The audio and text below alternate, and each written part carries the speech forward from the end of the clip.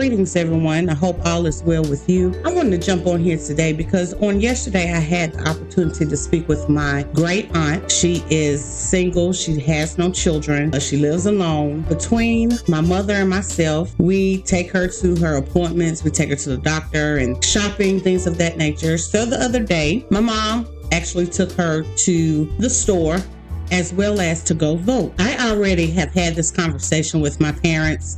They are diehard Democrats. It's almost as close to them as their faith system. However, I had the opportunity to speak with my great aunt on yesterday, and she told me about the time that they had going out to the store and going to vote. And we began to speak on issues within the political system here today. Now, thankfully, we only have 1 week and 1 day to go before all of this chaos will be over and we can start worrying about something else. However, as we were having this discussion, I was telling her about policies, about Kamala's faith system. She is Hindu, and a lot of times we as Americans and we as people don't actually look at someone's faith system. Now, I'm not saying that Donald Trump or Jill Stein or Cornel West has the Christian value faith system. I'm not saying that at all. However, when you have been within the United States for a while, family originated from here, then there's a sense of Christianity. In God we trust. It's on the back of our money. When officials are voted into certain positions within our society, one of the things that they are asked or required to do is to place their hands on the Bible. Even when you go to court to testify on certain issues, you have to place your hand on the Bible. And you have to either swear or affirm to certain things. So the Bible, in terms of the United States, is the book as a whole. That's what this country was actually founded on, the belief system of Christianity.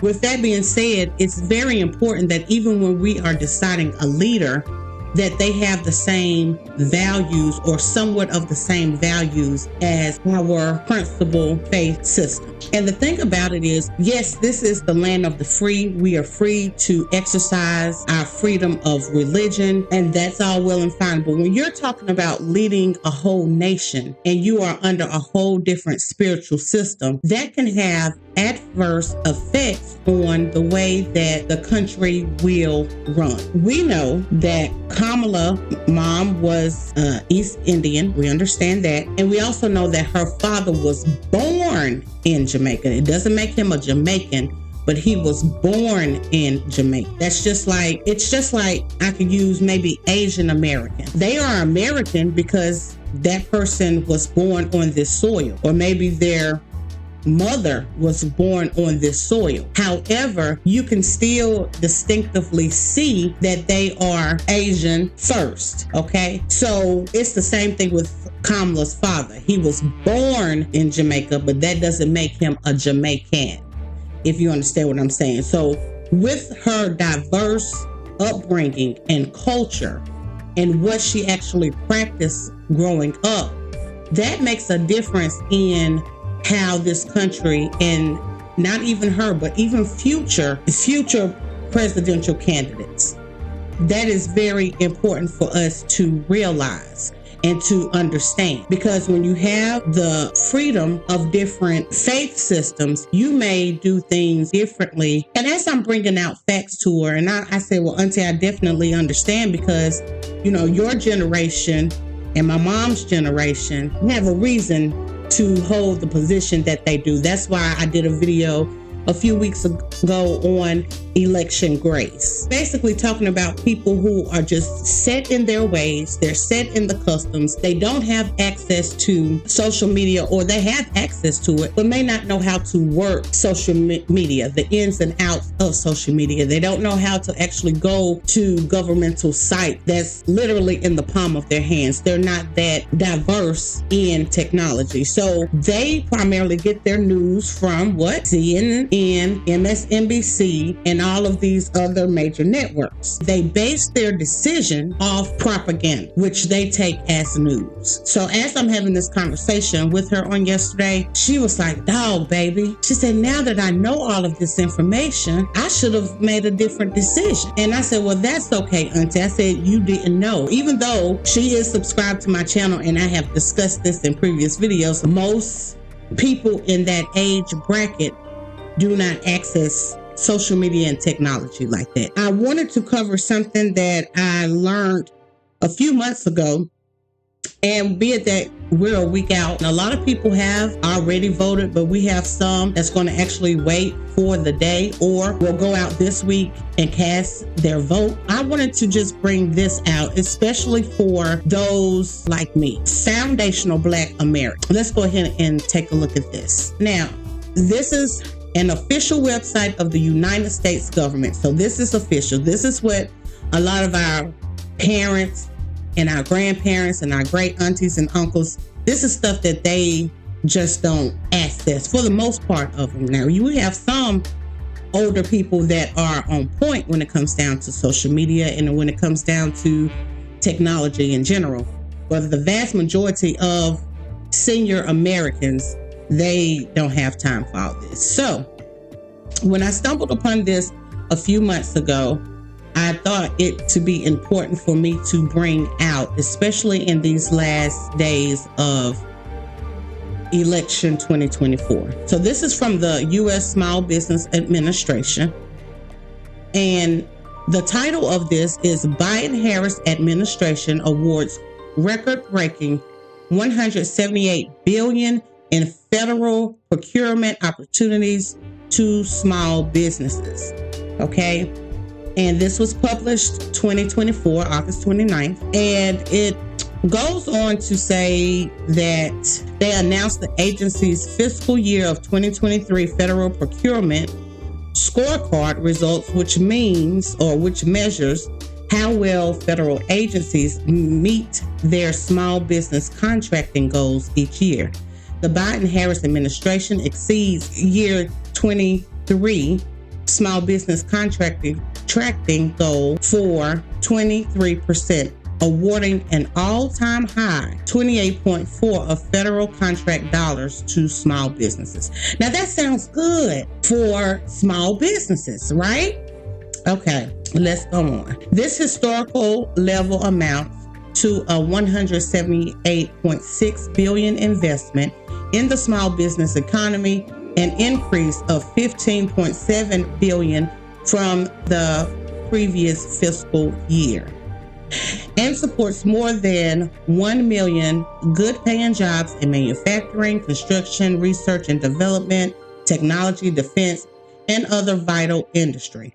Now, catch this. That's why foundational Black Americans, American descendants of slaves, those who forefathers helped construct this country, that's why we are delineating from other groups. We don't care at this point if you have the same skin color as us. We don't care. We are delineating because of this article right here.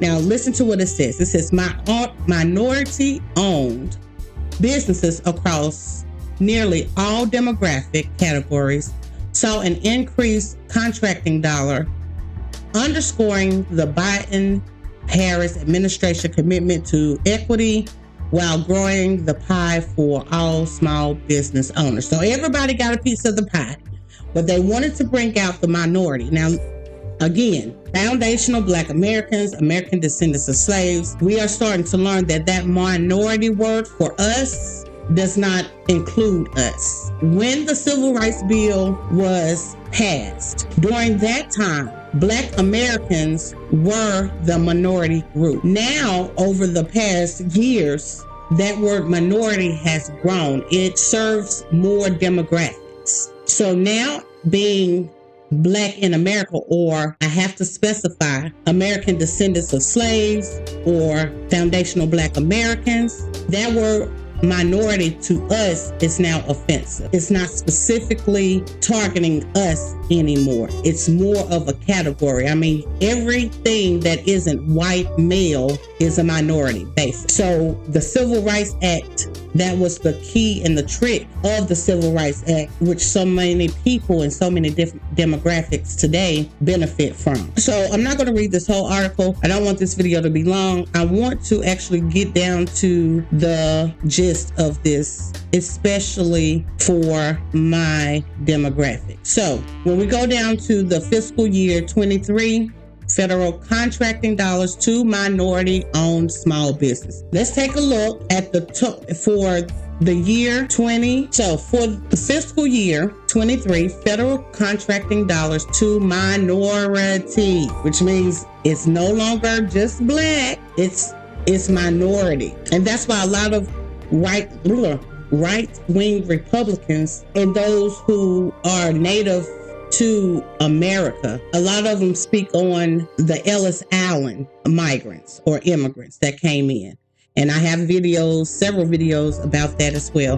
But anyway, when you look at the total amount, okay, you have Black Americans with 800 million, Hispanic Americans with 943 million, Asian Americans 2.1 billion. And this is the kicker. This is the trick right here. Subcontinent Asian American. You mean to tell me that they just don't fit in the same group?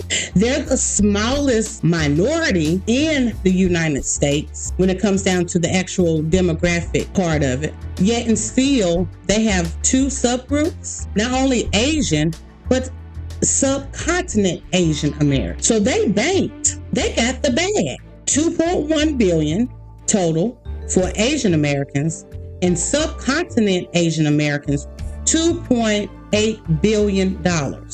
Native American, $8.2 billion. Look at the disparities in that. And that's just what I wanted to show to Black Americans, those who are from this country, not those who have migrated from either South America or Africa or Europe or any. I'm talking about those Black Americans that are here. I want you to take a look at these numbers, and I will say nothing less. Please let me know what you think. We have a week and 1 day to go. And if you like this video and you find this video interesting, please take a look at the next one. May the Most High bless.